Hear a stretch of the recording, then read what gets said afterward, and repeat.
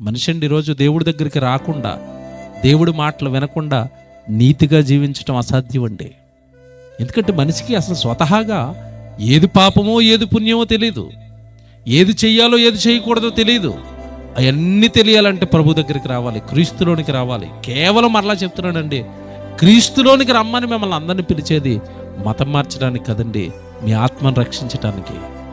మీరు నీతిగా, న్యాయంగా, యథార్థంగా ఎలా బ్రతకాలో మీరు సంఘంలోనికి వస్తే, వాక్యం వింటూ ఉంటే, ఇంతకాలం నేను మోసపోయానా, ఈ విషయంలో ఇలా బ్రతకూడదని నాకు తెలీదా?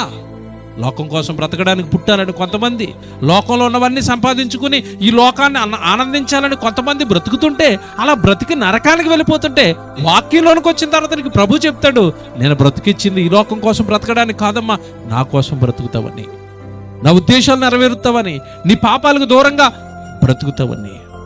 ప్రభు దగ్గరికి వస్తేనే తప్పండి ఏది న్యాయమో ఏది ధర్మమో మనకి ఏమి తెలియదండి.